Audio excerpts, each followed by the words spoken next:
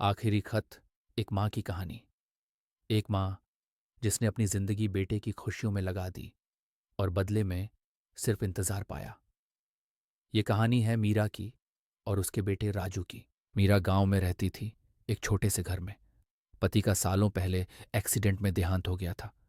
तब से उसने अकेले ही अपने बेटे राजू को पाला। मीरा के पास ज्यादा कुछ नहीं था, लेकिन उसके दिल में एक सपना था, राजू को पढ़ा लिखाकर बड़ा आदमी बनाना। उसने खेत बेचे, अपने गहने गिरवी रखे और दिन रात मेहनत की।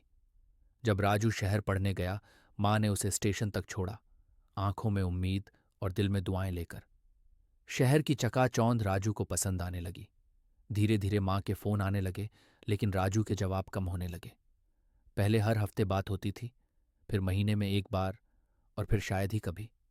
हर त्योहार पर मीरा दरवाजे की ओर देखती रहती, शायद इस बार राजू आएगा। लेकिन हर बार फिर एक दिन गांव में खबर आई, राजू को एक बड़ी कंपनी में नौकरी मिल गई है।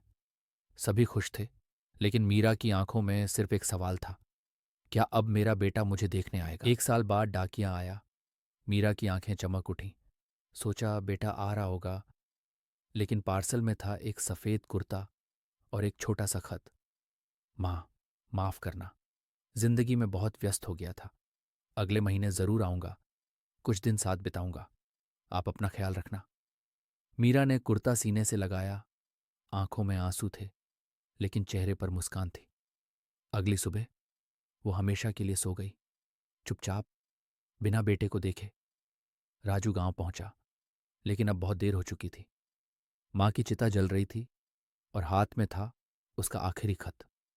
कभी जिंदगी की भागदौड़ में अपनों को मत भूलो, क्योंकि मां एक बार जाती है तो फिर कभी वापस नहीं आती।